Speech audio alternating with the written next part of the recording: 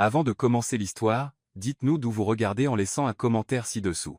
Si vous appréciez cette vidéo, n'oubliez pas de liker et de vous abonner. Passez une merveilleuse journée.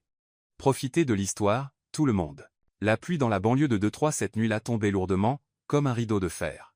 L'eau fouettait le pare-brise de la vieille Honda cabossée d'Amarator, faisant grincer les essuie-glaces comme un gémissement. L'horloge du tableau de bord indiquait minuit 47. Le parking de la station-service était désert. Le dernier employé venait de verrouiller la porte et de filer, ne laissant que la lumière néon verte clignotante face à la tempête. Amara tourna la clé pour la énième fois. Le moteur rugit, toussa, puis s'éteignit. « Non, ne fais pas ça. » murmura-t-elle, pressant son front contre le volant, en sanglots. La pression en elle était aussi écrasante que le déluge dehors. Perdre son emploi, le loyer en retard de 3 semaines, et les factures médicales qui s'accumulaient. Sa sœur de 6 ans, Lila, brûlait de fièvre à la maison.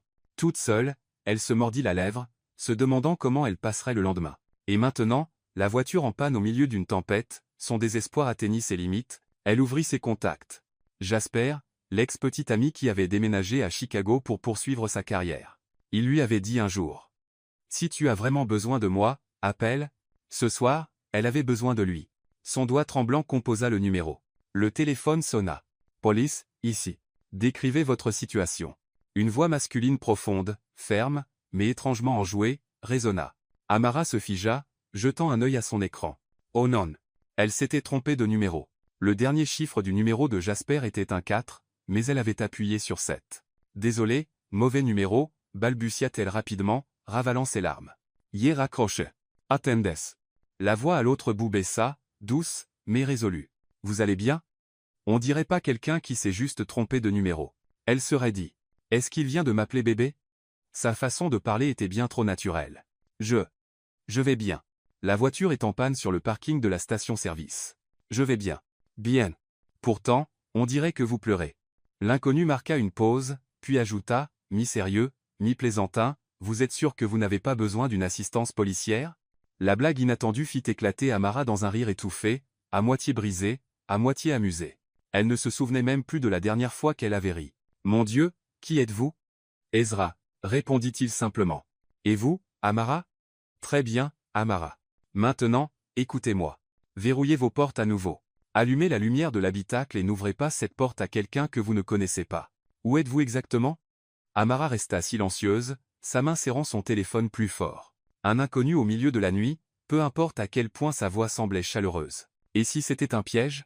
Comme s'il lisait dans ses pensées, Ezra poursuivit, calme et décidé. Amara, si vous avez peur que je vous trompe, partagez votre position avec quelqu'un en qui vous avez confiance, mieux encore, donnez-lui mon numéro aussi. S'il arrive quoi que ce soit, ils auront mes informations en premier. Il marqua une pause, puis ajouta avec une touche d'humour sec. Franchement, si j'avais de mauvaises intentions, laisser mes infos personnelles comme ça serait plutôt stupide, non? Cette dernière phrase fit rire Amara doucement, sa peur s'atténuant un peu. Il ne cachait rien. Au contraire. Il l'encourageait à être prudente. C'était exactement pourquoi elle voulait lui faire confiance. Elle hésita. Un inconnu la nuit, mais sa voix portait une conviction qu'il n'était pas là pour profiter d'elle. Elle regarda autour d'elle et repéra le panneau clignotant d'Oak Street. Parking d'Oak Street. Le magasin vient de fermer. Je connais cet endroit. C'est dangereux de rester là toute seule en ce moment. Le ton d'Ezra se durcit. Je vais appeler un Uber pour vous. Une berline noire conduite par Félix. Je vous envoie le numéro de la plaque. Montes, Seliming, si, ça, correspond. Son téléphone vibra. Un message arriva avec une photo de la plaque d'immatriculation. Amara plissa les yeux, le cœur battant. Il était trop préparé. S'il voulait lui faire du mal, pourquoi serait-il aussi transparent? Pourquoi faites-vous ça? Demanda-t-elle, elle, la voix tremblante. Vous ne me connaissez même pas. Parce que le son de votre voix me dit que vous êtes trop seul en ce moment, répondit Ezra simplement. Parfois, un inconnu peut faire ce que les gens que vous connaissez ne peuvent pas. Les silences s'installent à quelques secondes. La pluie martelait le toit comme des tambours de guerre. Les yeux d'Amara se brouillèrent de nouvelles larmes. Une partie de son esprit l'avertissait, ne lui fais pas confiance. Mais une autre murmurait, il a donné des preuves. Il est toujours en ligne et n'a rien demandé. Dans son désespoir, c'était la seule bouée qu'elle avait. D'accord, murmura-t-elle. Mais ne raccrochez pas avant que je sois chez moi. Bien sûr, gloussa Ezra légèrement. Vous devrez m'écouter débiter des bêtises tout le trajet. Comme quoi? Comme pourquoi je bois du cacao chaud au lieu d'un expresso, dit-il calmement. Même si je suis PDG, ma nièce jure que le cacao aide à mieux dormir. Voilà. Secret national dévoilé. Amara laissa échapper un vrai rire, plus libre cette fois. Étrange. 5 minutes plus tôt, elle se noyait dans le désespoir. Maintenant, elle plaisantait avec un inconnu. Des phares balayèrent le parking. Une berline noire s'arrêta devant elle, les clignotants 2 fois. Une autre vibration. La voiture est arrivée. Plaque de 3L492. Conducteur Félix. Un homme d'âge mûr sortit, tenant un parapluie. Il tendit son téléphone pour lui montrer son écran. Melemara. Je suis Félix. Cacau Chaude, c'est ça? Amar respira de soulagement, souriant failliblement. Le mot de passe était correct. Gardant le téléphone à l'oreille, elle murmura. Je vois. La plaque correspond. Le mot de passe correspond. Je mentais. Je suis là, rappela Ezra. Dites-moi quand vous serez chez vous. Amara ouvrit la porte, courut sous la pluie, serrant son sac à dos. Félix ouvrit la porte arrière, l'aida à monter, puis retourna au volant. La porte se ferma, le verrou cliqua. La voiture avança. Je suis en sécurité maintenant, dit-elle doucement au téléphone. Bien, expira Ezra, sa voix semblant libérer un poids de sa poitrine. Je reste en ligne jusqu'à ce que vous verrouillez votre porte d'entrée. Par la fenêtre, 2-3 se brouillaient sous des rideaux de pluie. Mais dans le cœur d'Amara, une petite lumière chaude scintilla. Un mauvais numéro, une voix inconnue. Mais cela était devenu sa bouée dans la nuit la plus sombre. Elle sourit, s'adossant au siège, murmurant. Merci, officier 1080. À l'autre bout, Ezra rit. Et quelque part ailleurs dans la ville, un homme qu'elle n'avait jamais rencontré se tenait près de la fenêtre de son bureau en hauteur, souriant pour la première fois depuis de longs mois sombres. La nuit de Détroit était toujours grise et orageuse. Mais quelque part en son sein, 2 inconnus venaient d'être liés par un fil bien réel. Le lendemain matin, un pâle rayon de soleil glissa à travers les stores usés, se répandant sur le sol humide du salon. Amara s'éveilla sur le canapé, le coup douloureux d'avoir dormi enroulé sur elle-même. Sur la table à côté, Lila dormait encore profondément, sa respiration rauque, mais sa fièvre moins forte que la veille. Alors qu'Amara posait un bol de soupe réchauffée, son téléphone vibra. Un numéro inconnu clignota sur l'écran. Lui, l'homme du mauvais numéro. Amorohi Ishita. Une partie d'elle voulait l'ignorer. C'était juste un inconnu, mais son doigt bougea tout seul et appuya sur accepter. Bonjour. Bon matin, Amara. Sa voix chaude et stable glissa comme une note apaisante à travers son épuisement. Je voulais juste m'assurer que vous êtes rentrée saine et sauve hier soir. Amara se fija un instant. L'attention d'un inconnu fit bondir son cœur, mais elle garda ses défenses. Je suis rentrée. Tout va bien. Vous n'aviez pas à appeler. Je sais que je n'avais pas à le faire, mais je le voulais, répondit Ezra calmement, comme si c'était la chose la plus naturelle au monde. D'ailleurs, vous me devez toujours une tasse de cacao chaud. Amara laissa échapper un petit rire, le premier depuis des jours après rien d'autre que des soupirs. Les jours suivants, l'appel erroné ne s'arrêta pas. Le lundi soir, le téléphone vibra à nouveau. Amara fixa l'écran, hésita, puis répondit « Qu'est-ce que vous faites ?» La voix d'Ezra portait cette rauque fatigue d'un homme à la fin d'une longue journée, vérifier les ordonnances de Lila. Amara soupira, posant son menton sur sa main. Titre officiel. Grande sœur, infirmière à temps partiel, et pire cuisinière de soupe de Détroit. Impressionnant, gloussa-t-il. Si c'était la hotline 1080, je devrais facturer un supplément pour le forfait multifonction. On dirait un employé de centre d'appel, taquina Amara. Bonjour, client estimé. Veuillez patienter pour le prochain agent disponible. Exactement. Mais ça vous coûtera dos, la minute. Vous feriez mieux d'avoir l'argent prêt ou je vous coupe. Oh, donc vous êtes un escroc. Elle rit à haute voix cette fois, le son clair résonnant dans le petit appartement. Depuis la chambre, Lila jeta un coup d'œil, surprise. Cela faisait longtemps que sa sœur n'avait pas semblé aussi heureuse. Les appels devinrent une habitude. Au début, Amara se disait juste quelques mots, puis raccrochait. Mais chaque fois, les minutes s'étiraient en 1 heure, puis 2, puis 3, ils échangeaient des fragments de leur vie ordinaire. Amara admit qu'elle avait rêvé de terminer un diplôme en commerce et de décrocher un bon emploi, mais la survie et les soins pour Lila l'avaient éloignée. Ezra partagea qu'il avait lui aussi été enseveli sous des feuilles de calcul interminables et des réunions consécutives. Alors, qu'est-ce que vous faites exactement ? Demanda Amara une nuit pluvieuse, écoutant le déluge contre les fenêtres. Du travail de bureau ? Ezra répondit après une brève pause. Toute la journée, à fixer des chiffres et des paperasses. Ring de glamour. À vous entendre, j'imagine un gars devant un clavier jusqu'à 2 heures du matin. Un café froid à côté, les cheveux en bataille comme un nid d'oiseau. Tout à fait. Il éclata de rire. Vous êtes vraiment doué pour deviner. Amara rit avec lui. Dans son esprit, il était plus un employé de bureau épuisé qu'un héros mystérieux. Et curieusement, cela la mettait à l'aise. Tout le monde n'avait pas besoin de prétendre être parfait. Une autre nuit, après que Lila se fut endormie profondément, Amara était blottie à la table de la cuisine. Des papiers et des factures en retard s'étalaient devant elle. La voix d'Ezra résonna doucement par le haut-parleur. « Si vous pouviez faire n'importe quoi sans vous soucier de l'argent, que feriez-vous » Elle resta silencieuse longtemps, puis soupira. « Je retournerai à l'école, je terminerai mon diplôme en commerce. Je voudrais travailler dans une vraie entreprise où ma voix compte. Mais les rêves, c'est comme les vieilles voitures. Quand elles tombent en panne, on les laisse sur le bord de la route. Les vieilles voitures peuvent être réparées, dit Ezra lentement. Les rêves aussi. Il suffit de quelqu'un prêt à écouter le moteur tousser, à remplacer les bougies, peut être à ajouter du carburant. » La métaphore étrange fit rire Amara à travers ses larmes, à part égale triste et chaleureuse. « Vous devriez quitter le travail de bureau et lancer une hotline de thérapie. J'y travaille déjà. Ça s'appellera Ezra 1080. Forfait de base. J'écoute vos plaintes. Forfait premium.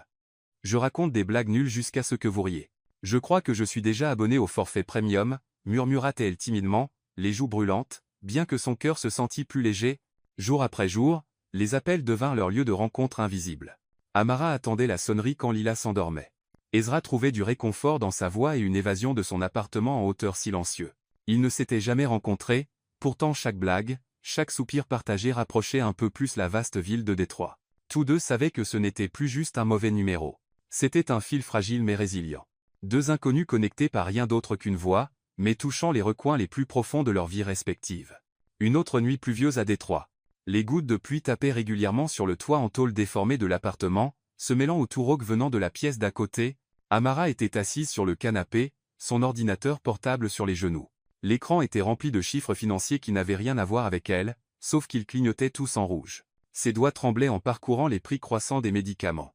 Dans la chambre, la fièvre de Lila s'était calmée pour l'instant, grâce au dernier antipyrétique de la maison, mais Amara savait que d'ici demain, peut-être même dans quelques heures, elle remonterait, et le médicament était trop cher.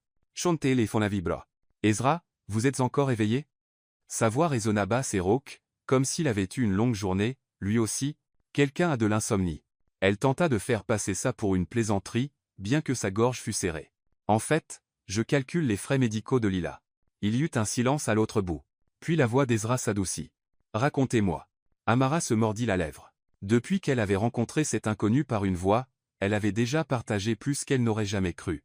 Mais l'argent restait honteux à admettre. Pourtant, son silence patient semblait un encouragement discret. Les médicaments de Lila. Ils sont trop chers. L'assurance ne les couvre pas. J'ai tout essayé, mais... Elle expira, sa voix se brisant. Je déteste le dire à haute voix. J'ai l'impression de me plaindre. Non. La réponse d'Ezra était ferme. Vous ne vous plaignez pas. Vous vous battez. C'est différent. Les mots firent piquer les yeux d'Amara. Personne n'avait qualifié ses efforts de combat depuis très longtemps. Le lendemain, Amara emmena Lila à la clinique Hope, un endroit modeste du quartier qui facturait encore des frais élevés pour les patients non assurés. Elle se prépara à argumenter, supplier, plaider pour un plan de paiement. Mais le médecin qui les reçut était un homme d'âge moyen aux cheveux poivre et sel et au sourire doux. « Bonjour, vous devez être Lila. Il se pencha gentiment. On m'a parlé de votre cas. Ne vous inquiétez pas, nous nous occuperons de tout. Parlez ?» Amara cligna des yeux. « Mais je n'ai rien enregistré. Nous avons un fonds d'aide aux patients, » expliqua le médecin. « L'examen d'aujourd'hui et les médicaments sont tous couverts. Concentrez-vous sur prendre bien soin de Lila. » Amara fut stupéfaite. Lorsqu'elles quittèrent la clinique avec un sac plein de médicaments, ses jambes semblaient faibles sous elle. Tout s'était passé trop vite, trop inopinément. « Serette, qui a fait ça ?» murmura Lila, serrant le sac comme un trésor. Amara pinça les lèvres. En elle montait une chaleur mêlée de suspicion. Était-ce un cadeau du ciel ou la voix à l'autre bout du fil? Cette nuit-là, avec Lila endormie, Amara s'assit près de la fenêtre, écoutant la pluie, et composa le numéro familier. « Bonjour », répondit la voix d'Ezra dès la première sonnerie. Je ne sais pas qui remercier, mais aujourd'hui Lila a eu un bilan complet et tous ses médicaments, ils ont dit que c'était couvert par un fonds de soutien aux patients. C'était vous? Ezra resta silencieux un long moment. Amara pouvait entendre la tension de son souffle à travers le haut-parleur. Amara, si vous voulez croire que c'était le ciel, je ne vais pas discuter. Son ton était doux. Tant que Lila va mieux, ça me suffit. Des larmes glissèrent sur les joues d'Amara. Elle voulait l'interroger, mais elle voulait aussi croire au miracle. En fin de compte, elle expira et laissa échapper un rire tremblant. Alors, je suppose que le ciel a décroché le téléphone. Si c'est le cas, je devrais commencer à facturer pour le forfait hotline des anges, taquina Ezra doucement, et son rire léger apaisa son cœur. 2 jours plus tard, un livreur frappa à leur porte. Quand Amara ouvrit, elle trouva une petite boîte enveloppée de papier craft. Pas de nom d'expéditeur, juste une note. Pour la fille du mauvais numéro. À l'intérieur se trouvait un thermos argenté, brillant et neuf. Sur le côté était inscrit « Fille du mauvais numéro ». À manipuler avec soin. Amara éclata de rire, le son emplissant tout l'appartement. Lila accourut de sa chambre, les yeux écarquillés de joie. « Qui te l'a donné ?»« Aucune idée, » répondit Amara, les joues rosies. « Mais je dirais quelqu'un avec beaucoup trop de temps libre. » Elle ouvrit le couvercle. L'odeur sucrée de cacao frais montait encore chaude de l'intérieur. Un petit bout de papier était scotché sous le capuchon, buvez le temps qu'il est chaud. Et Amara rit jusqu'à ce que des larmes coulent de ses yeux. Pour la première fois depuis des mois, son cœur se sentait plus léger que l'air. Cette nuit-là, elle appela Ezra, sa voix encore rayonnante de rire. Et, Hotline 1080. Vous venez de lancer un nouveau service? Livraison de thermos à domicile? Gesture. Forfait, premium. Un thermos personnalisé rempli de cacao. Tarif d'appel de 5 $ la minute. Mon Dieu, les tarifs grimpent vite. Elle se mordit la lèvre pour cacher un autre gloussement. Je devrais appeler la police pour fraude. Allez-y. N'oubliez juste pas. Renvoyez le thermos. Hors de question. Amara serra les thermos fortes. Souriante. Ils rirent tous les deux, leur voix se mêlant au son de la pluie dehors, comme une mélodie joyeuse contre le poids de la vie. Plus tard cette nuit, après que Lila se fut endormie profondément, Amara s'assit seule sur le canapé, le thermos à côté d'elle. Elle but une gorgée de cacao, une chaleur se répandant dans sa poitrine. Les mots filles du mauvais numéro brillaient faiblement sous la lumière de la lampe. Elle ne savait pas vraiment qui était Ezra, comment il vivait, ou ce qu'il faisait pour vivre. Mais au milieu de ces journées épuisantes, sa voix autrefois étrangère était devenue un réconfort constant. Et ce petit cadeau idiot, aussi modeste soit-il, lui donnait le sentiment qu'elle n'était plus seule dans la lutte. Amara appuya sa tête contre le coussin et murmura, « Peu, être que les anges n'ont pas d'ailes. Peu, être qu'ils ont juste des voix chaleureuses et des blagues nulles. » De l'autre côté de la ville, Ezra posa son téléphone sur une table en verre, regardant la tempête. Un sourire tira sur ses lèvres, la première fois depuis longtemps qu'il ressentait quelque chose proche de l'espoir. Une semaine plus tard, Amara se tenait devant la Summit Tower. Le soleil matinal se reflétant sur ses immenses murs de verre, la fit cligner des yeux. Ce n'était pas juste un immeuble de bureau. Pour elle, cela ressemblait à un château de gratte-ciel pour les riches. « Mon Dieu, qu'est-ce que je fais ici ?» murmura-t-elle, serrant son sac à main bon marché du marché aux puces, douloureusement consciente des sacs de créateurs brillants qui passaient à côté d'elle. Ce matin-là, Lila l'avait envoyée avec un sourire. « Amuse-toi au travail, sœurette, et ne te perds pas dans le labyrinthe des riches. » Puis elle avait éclaté de rire. Amara avait serré les dents. Seule une vraie sœur pouvait être aussi impitoyable. Elle prit une longue inspiration avant de pousser la porte vitrée. Au comptoir de la réception, une femme des ressources humaines nommée Clara sourit et lui tendit un uniforme impeccable. « Voici votre poste. C'est simple. Accueillez les invités, répondez aux appels, donnez des indications. Ne vous inquiétez pas, vous prendrez vite le coup. » Amara hocha la tête, le cœur battant comme un tambour. Ce n'était pas juste un emploi. C'était une chance. Sa première vraie chance après des mois de chômage et de dettes. Presque sans y penser, elle sortit son téléphone et tapa un message rapide à son inconnu familier. « Souhaitez-moi bonne chance pour mon nouveau travail. Attendez, en fait, je suppose que je me le souhaite à moi-même. » Elle envoya et rougit immédiatement. Pourquoi partageait-elle cela avec quelqu'un qu'elle n'avait jamais rencontré? L'écran s'alluma quelques secondes plus tard. « Tu vas être génial. Fais-moi confiance. » Amara fixa les mots, et soudain la moitié de son anxiété s'évanouit. « Fais-moi confiance. » 3 mots simples, pourtant ils semblaient comme des bonbons fondants, doux et apaisants au creux de son estomac. Sa première journée fut une expérience chaotique. Un client japonais qui ne parlait pas anglais lui tendit une carte froissée. Une femme blonde cria parce que la machine à café du 12e étage était en panne, comme si c'était la faute de la réceptionniste. Puis un stagiaire perdu demanda « Où est la salle 1502 ?»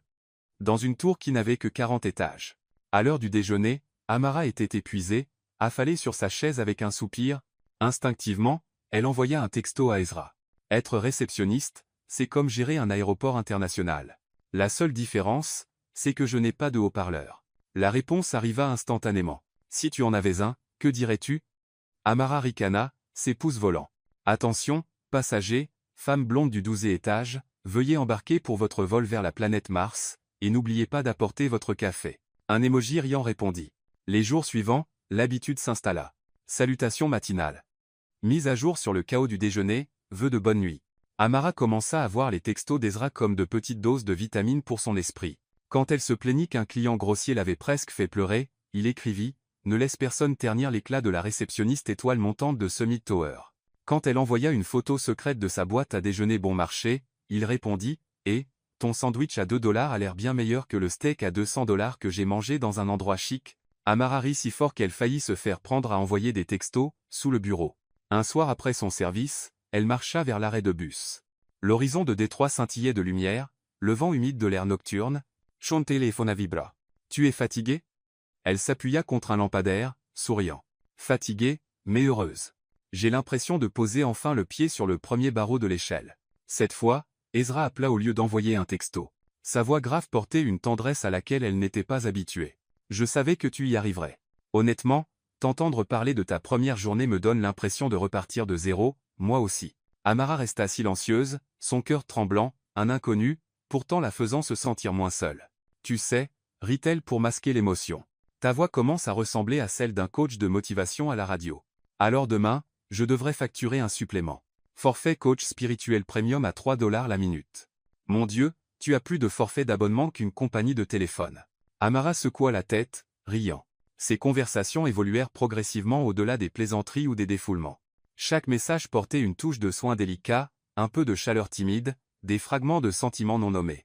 Une nuit, pendant que Lila dessinait dans sa chambre, Amara tenait son thermos fille du mauvais numéro sur le balcon et envoya un texto à Ezra. « Tu penses qu'un mauvais numéro pourrait devenir une habitude comme ça ?» Il répondit après une pause, « Un numéro, mais si je pouvais, je voudrais que ça devienne une habitude pour la vie. » Amara se figea, fixant l'écran. Une bruine brumeuse tombait, et les lampadaires se brouillaient. Son cœur manque combattement. Elle tapa avec des doigts tremblants. « Et, tu flirtes? Qui sait ?» La réponse arriva avec un émoji clignotant. Amara éclata de rire, pressant le thermos chaud contre sa joue rougie. Sur son côté, les mots filles du mauvais numéro brillaient doucement sous la lumière du balcon. Cette nuit-là, même après que les lumières furent éteintes et que Lila dormait, Amara resta agitée. Le dernier message d'Ezra brillait encore dans son esprit. « Je voudrais que ça devienne une habitude pour la vie. » Elle sourit dans l'obscurité.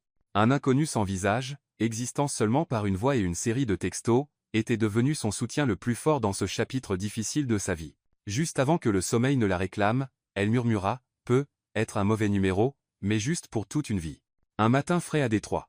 La Summit Tower se dressait comme une aiguille d'acier, perçant les nuages gris. Amara entra dans le vaste hall vitré, vacillant légèrement dans les talons aux empruntés à sa voisine. Elle avait l'impression de marcher sur une corde raide. Ce matin-là, Clara avait appelé. Réunion du conseil aujourd'hui. Beaucoup d'invités importants. Soyez prête à les accueillir. Amara avait failli laisser tomber son badge de personnel sous le coup de la panique. Ok, restez calme. Tu es la réceptionniste.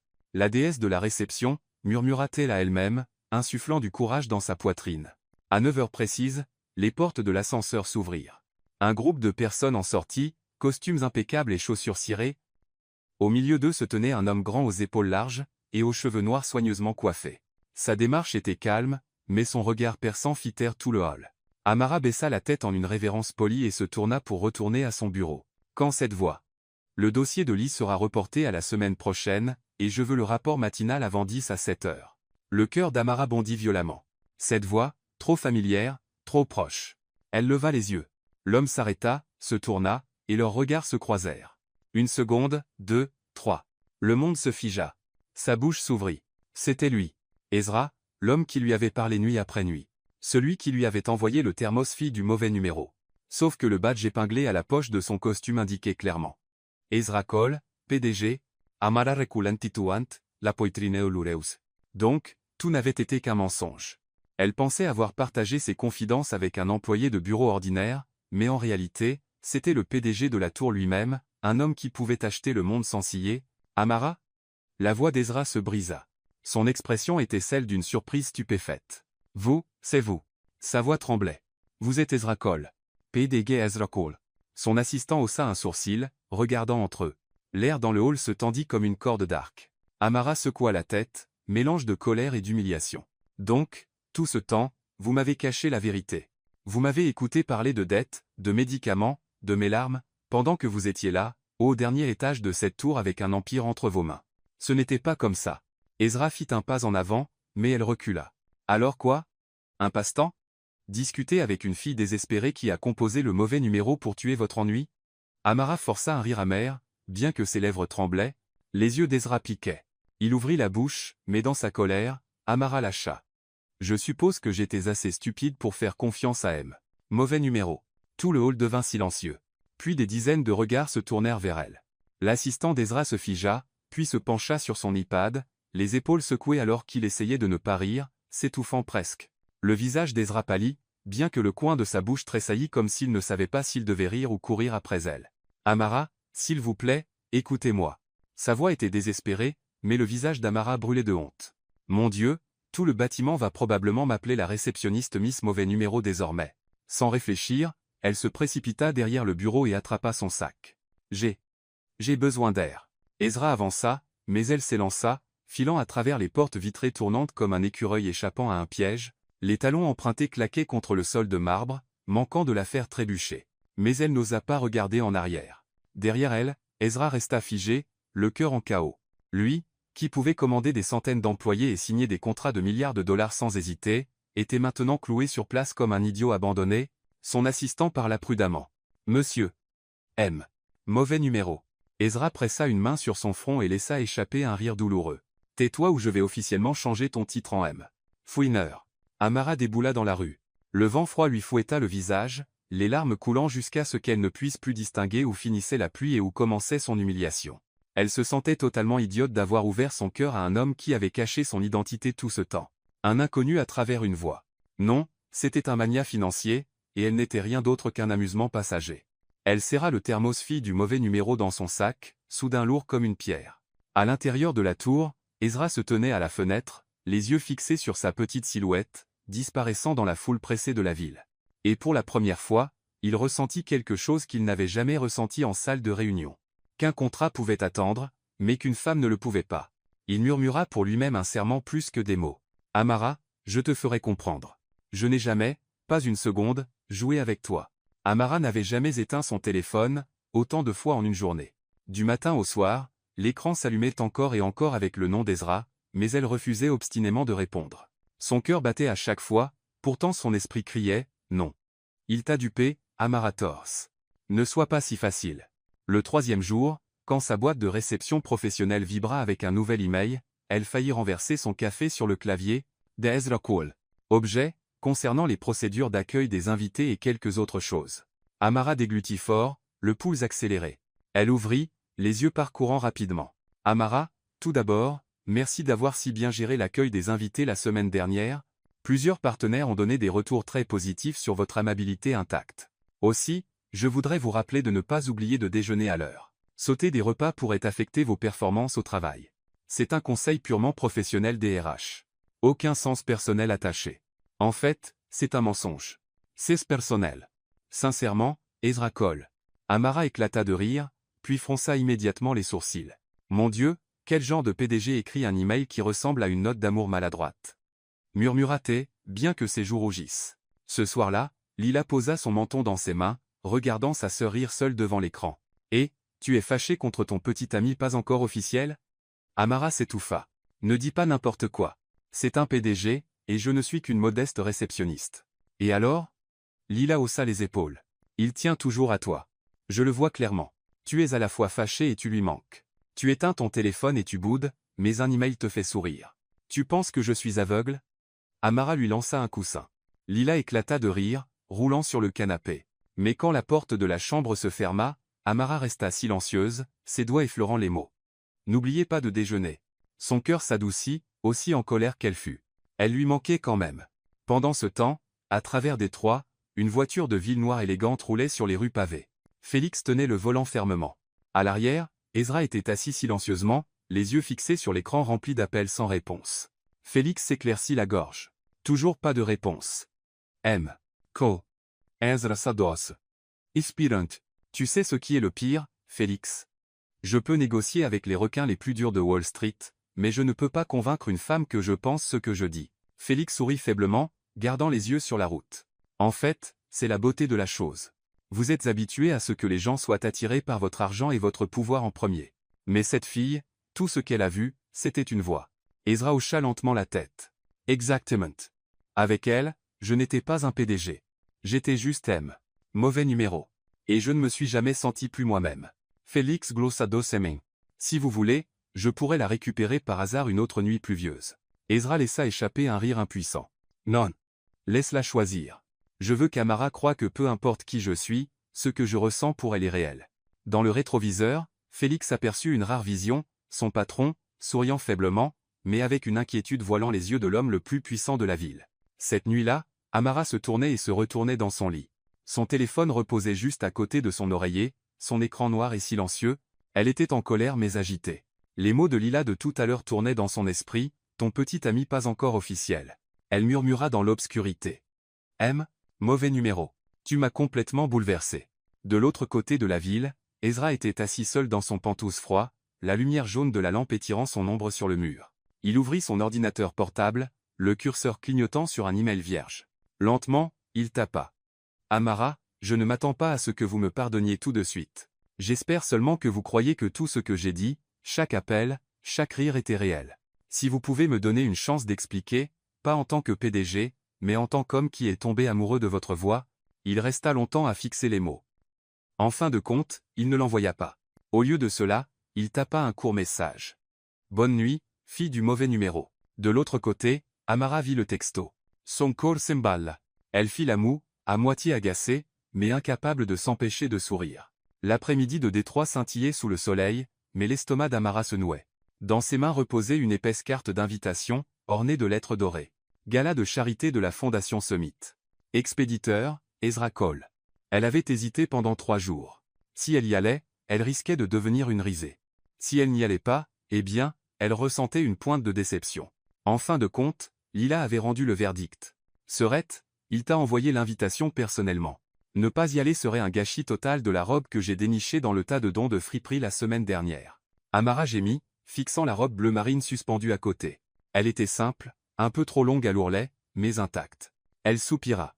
D'accord, mais souviens-toi, si je suis tellement gêné que je veux me cacher dans le sol, c'est entièrement de ta faute. Ce soir-là, le hall de l'hôtel Grand Horizon ressemblait à une scène tout droit sortie d'un film hollywoodien.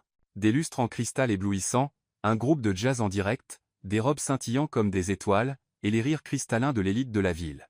Amara entra, les cœurs battants. Tout le monde autour d'elle brillait comme des diamants alors qu'elle se sentait comme un grain de sable. Elle se glissa vers un coin, serrant sa pochette usée, quand une voix retentit. Tues benue. Ezra se tenait là dans un smoking noir parfaitement taillé, nœud papillon impeccable, les yeux s'illuminant en se posant sur elle. Pendant un moment, le bruit autour d'eux sembla s'estomper. « Tu voulais vraiment que je sois là ?»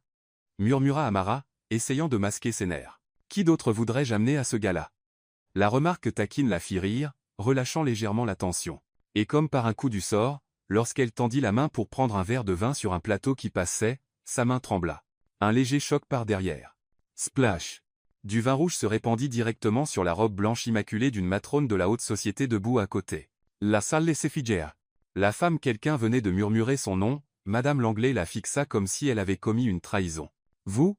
Qu'avez-vous fait » Amara vira au rouge tomate, balbutiant, « Je suis tellement désolé. Je paierai le nettoyage à sec. » Avant que Madame Langlais ne puisse déchaîner sa fureur, Ezra intervint, posant une main calme sur l'épaule d'Amara, sa voix porta facilement à travers la salle. C'est le dernier modèle de Milan. L'édition éclaboussure rouge. Surpris que vous n'en ayez pas encore entendu parler? Un rire ondula à travers la foule. Le visage de Madame Langlais vira à l'écarlate, mais elle pouvait difficilement discuter en public. Marmonnant dans sa barbe, elle s'éloigna, humiliée. Amara fixa Ezra, les yeux écarquillés. « Tu viens de me sauver? Te sauver ?» Il haussa les épaules. « Je viens de faire de toi une icône de la mode. Demain, la moitié de la ville éclaboussera du vin sur leur robe pour rester à la mode. » Amara éclata de rire, manquant de s'étouffer avec sa boisson. Mais même si Ezra transformait le désastre en comédie, Amara pouvait encore entendre les chuchotements derrière elle. Qui est-elle? Cette robe seule crie qu'elle est hors de son élément. J'ai entendu dire qu'elle n'est qu'une réceptionniste à Summit Tower. Les regards scrutateurs lui brûlaient le dos. Elle voulait se glisser sous une table. Et puis, tranchant à travers les bavardages, une voix qu'elle reconnut instantanément, acérée comme une lame. « Eh bien, n'est-ce pas intéressant, Ezra? Tu amènes une réceptionniste à un gala de charité, Amara se retourne. » Une femme grande aux cheveux blonds brillants se tenait dans une robe rouge flamboyante. La salle se tut autour d'elle. Sophia, l'ex-femme d'Ezra. Son sourire était aiguisé, son regard balayant Amara comme si elle était un produit de seconde main. Ton goût a vraiment changé. Ezra tint bon, la voix ferme. Sofia, voici Amara. Elle est très importante pour moi. La brève introduction fit l'effet d'une onde de choc dans la foule. La Gorge Amara Cesar. Elle voulait protester, je ne suis qu'une employée. Mais aucun mot ne sortit. Sofia haussa un sourcil, son sourire usé, puis se tourna vivement, laissant derrière elle un sillage de parfums coûteux. Après la rencontre, Amara s'échappa sur le balcon pour respirer. L'air nocturne était frais, détroit scintillant en bas comme une mer de lumière. Pourtant, sa poitrine semblait lourde. Yanae pas ma platza itse.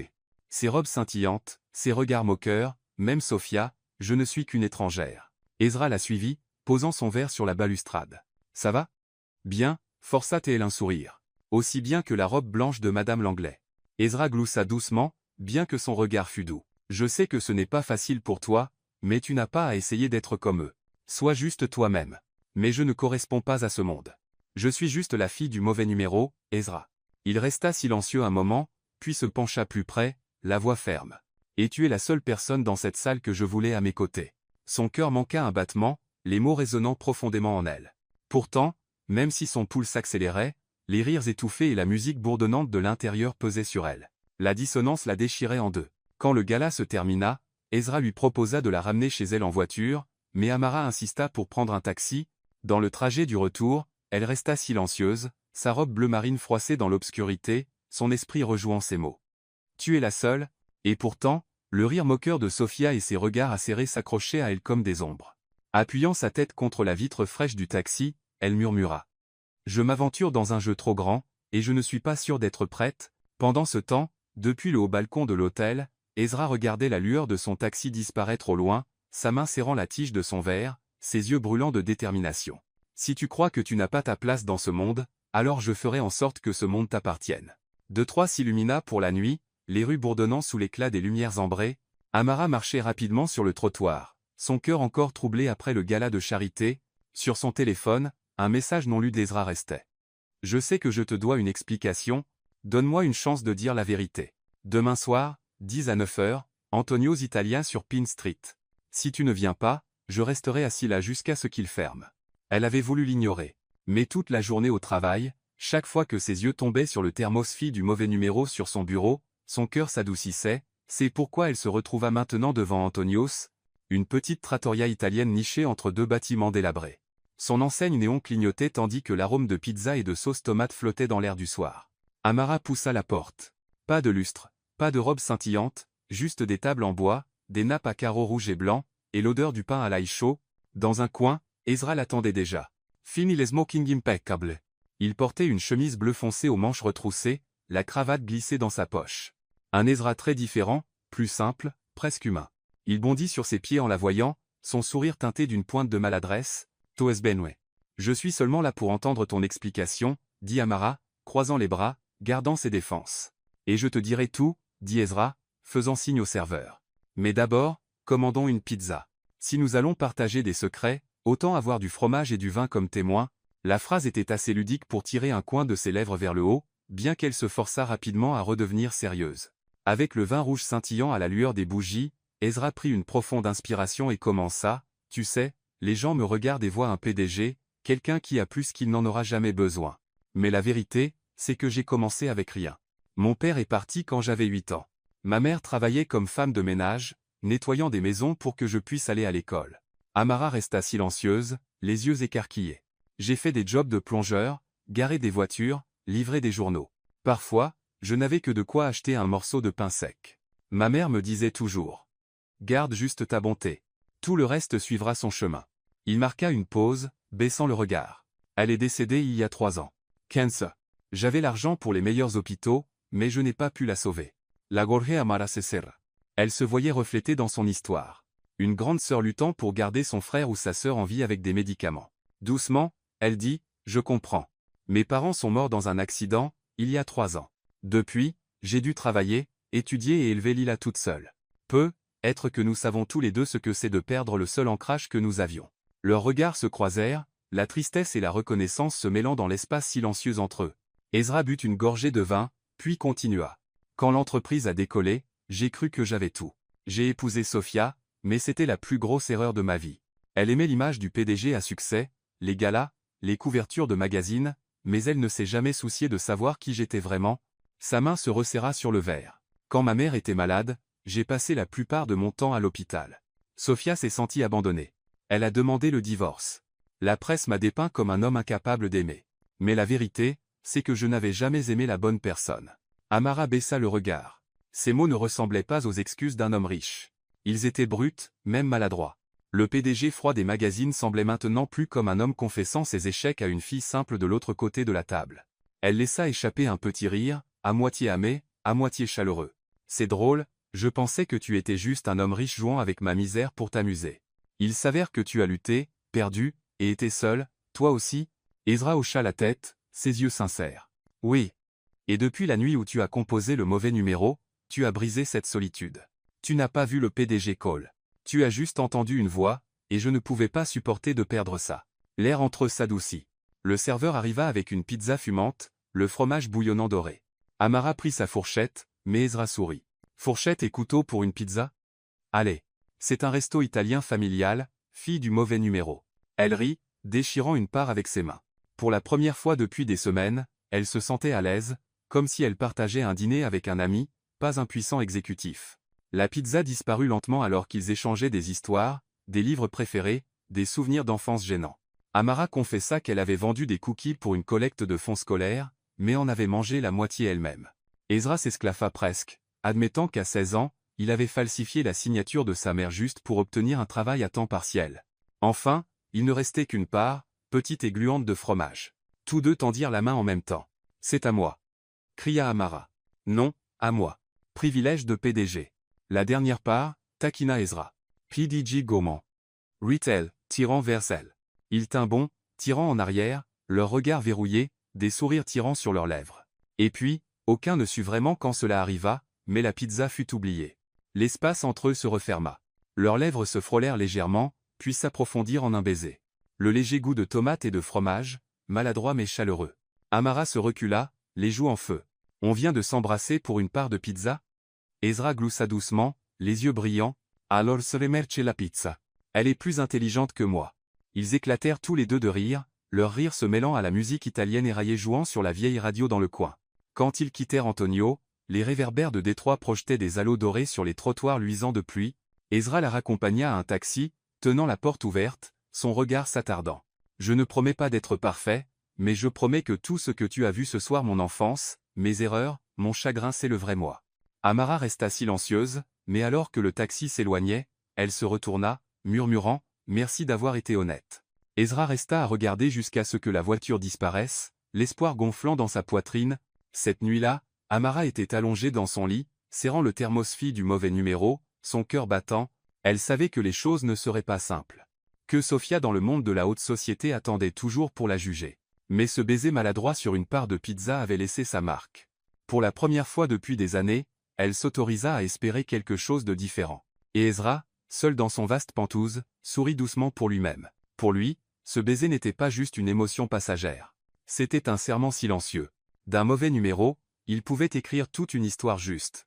Lundi matin, dès qu'Amara entra dans la Summit Tower, elle sentit que quelque chose n'allait pas.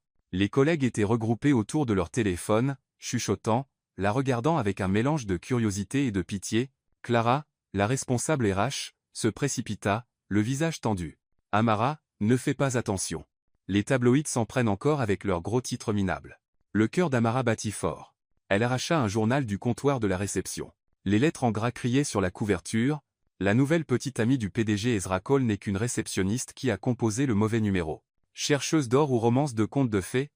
En dessous, une photo floue, elle et Ezra sortant du restaurant italien Antonio's la semaine dernière, souriant comme des idiots. L'article ajoutait de l'huile sur le feu. Des sources affirment que cette pauvre fille exploite la pitié du PDG pour grimper dans une nouvelle vie. Une chaleur envahit le visage d'Amara. Ses mains tremblaient en froissant le papier. Chaque mot coupait son orgueil comme un couteau. Cet après-midi-là, elle était recroquevillée dans son petit appartement, serrant un coussin, regardant par la fenêtre brouillée par la pluie. L'article s'était déjà répandu en ligne. De vieilles connaissances lui envoyaient des textos, à moitié curieuses, à moitié critiques. Ils ont raison. Je n'ai pas ma place dans ce monde. Je ne suis qu'un divertissement. Elle se leva soudainement, attrapa une petite valise, et commença à y entasser des vêtements. La pensée jaillit, quitte le travail. Quitte Ezra. Quitte tout. Puis vint un martèlement à sa porte. Amara, ouvre la porte. Son cœur se serra à la voix d'Ezra. Vaten, créatela. Je ne veux plus te voir. Si tu n'ouvres pas cette porte, j'appelle un serrurier. Son ton était à moitié frustré, à moitié paniqué. Tu penses qu'un PDG ne le ferait pas vraiment? La porte s'ouvrit à la volée. Ezra se tenait là, essoufflé, les cheveux humides de pluie, un journal froissé à la main. Tu l'as lu? Il brandit le papier. Oui, et ils ont raison. Amara éclata, les yeux brillants. Je ne suis que la fille du mauvais numéro. Et toi, l'Eric Epidiji. Tout le monde pense que je t'utilise. Ezra s'avança, saisissant ses épaules. Écoute, si tu cherches de l'or, alors cette mine d'or se donne à toi volontairement. Compris? Amara se figea, puis éclata, riant à travers ses larmes. Tu as une idée de à quel point ça sonne stupide? Stupide peut être, mais honnête. Ses yeux se verrouillèrent aux siens. Tu ne prends rien de moi. C'est moi qui ai besoin de toi. Elle se détourna, la voix brisée. Mais je suis épuisé. Épuisé par les regards, les commérages, même par Sophia. À ce nom, la mâchoire d'Ezra se crispa. Sophia ne signifie rien. Elle est seulement amère parce que, pour la première fois, je suis amoureux de quelqu'un de réel. Amara resta silencieuse, son cœur encore déchiré. Juste à ce moment, la porte de la chambre grinça. Lila passa la tête, les cheveux en désordre, des taches d'encre sur la joue. Vous pouvez arrêter avec le feuilleton de 20 heures dans le salon? Je ne peux pas étudier. Amara rougit intensément. Ezra s'éclaircit la gorge, reculant d'un pas. Lila croisa les bras, fusillant sa sœur du regard.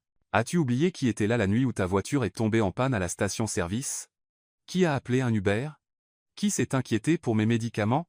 Est-ce que les tabloïds t'ont apporté de la soupe quand tu étais malade? Amara baissa la tête. Les murs autour de son cœur têtu commencèrent à s'effondrer. Lila se tourna vers Ezra. Et toi, si tu tiens vraiment à ma sœur, sois patient. Ne la laisse pas fuir juste à cause d'articles minables.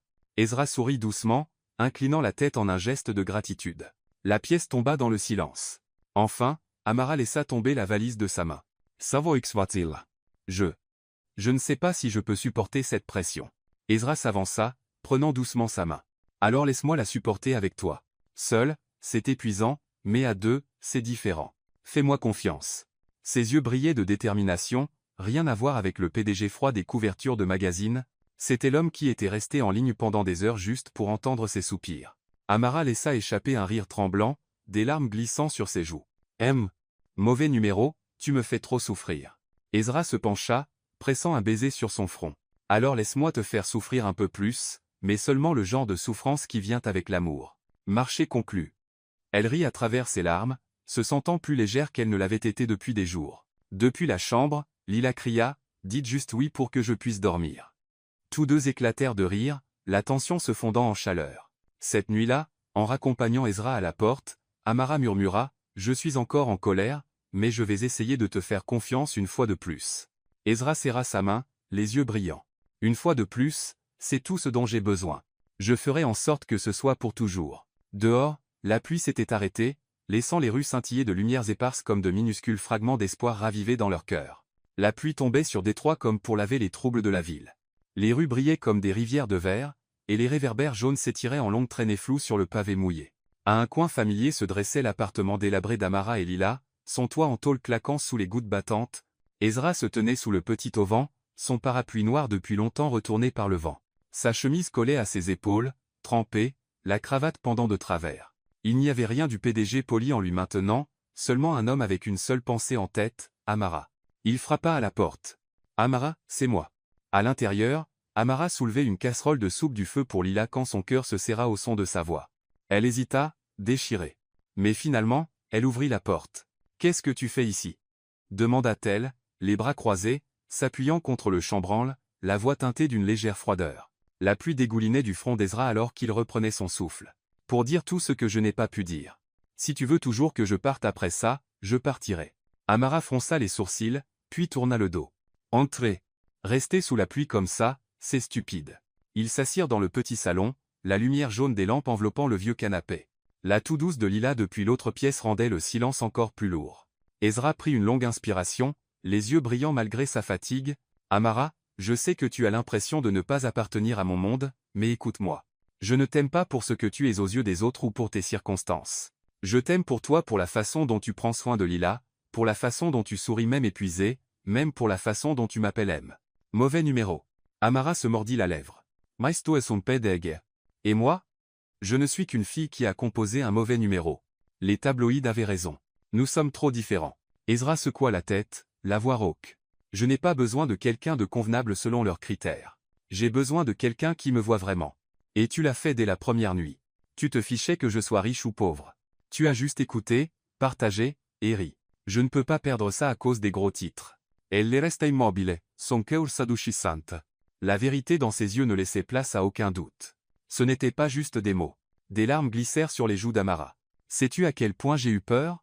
Peur d'être une blague, peur que tu te lasses de moi, et que je reste avec seulement l'humiliation. Ezra tendit doucement la main vers ses mains tremblantes. Je ne peux pas promettre de faire taire le monde, mais je promets de te protéger chaque jour, chaque heure, pas par culpabilité, mais par amour, parce que je t'aime, Amaratos. Son cœur s'ouvrit grand. Elle leva les yeux, humides. Tu viens de dire que tu m'aimes? Oui. Ezra sourit, la voix tremblante comme s'il craignait le rejet. Pas le PDG Ezra Cole. Juste un homme si seul qu'il s'est accroché à un mauvais numéro. Et cet homme t'a aimé dès le premier instant où il t'a entendu rire à travers tes larmes. Depuis la chambre, Lila toussa délibérément, puis cria, « Vous allez continuer à jouer un feuilleton dans le salon toute la nuit? Sortez dehors. Certains d'entre nous essaient de dormir. » Amara rit à travers ses larmes. Le regard d'Ezra resta fixé sur le sien, intense, inébranlable. Ensemble, comme tirés par un fil invisible, ils se levèrent et sortirent sous l'auvent. La pluie tombait toujours fort. Amara inclina son visage vers le haut, laissant les gouttes fraîches la laver. Ezra la tira près de lui, ses bras se resserrant autour d'elle. « Je suis désolé de t'avoir fait douter de moi, mais dorénavant, si tu me laisses, je prouverai chaque jour que tu es la seule dont j'ai besoin. » Amara enroula ses bras autour de lui, posant sa tête sur son épaule. « J'ai encore peur. Mais je te fais confiance. M. Mauvais numéro. » Ils rirent en même temps, leurs voix se mêlant à la pluie, lavant les jours de tension. Dans cet instant tendre, Ezra éternua bruyamment. Puis encore, Atchoum. Oh! Amara recula, alarmée. Mon Dieu, tu viens de faire la déclaration la plus romantique et maintenant tu ressembles à un chat mouillé qui éternue. Ezra essuya son visage, riant entre les éternuements. Si tombe malade c'est ta faute. Ta faute de m'avoir fait tomber amoureuse d'un PDG enrhumé. Amara se plia de rire, les larmes se mêlant à la pluie. Elle repoussa doucement ses cheveux mouillés. D'accord, je prends la responsabilité, mais si tu as le nez qui coule demain, n'attends pas de moi que j'achète des mouchoirs. Ezra sourit, les yeux brillant assez fort pour percer la tempête. Il se pencha, rien ne le retenant cette fois. Leurs lèvres se rencontrèrent sous la pluie de 2-3 douces, maladroites, parfaites. Quand ils rentrèrent enfin, trempés de la tête aux pieds, Lila se redressa avec un soupir dramatique. « Eh bien, c'est réglé. Vous êtes officiellement ensemble. Je suis témoin. » Amara rougit furieusement. Ezra gloussa, serrant sa main fermement.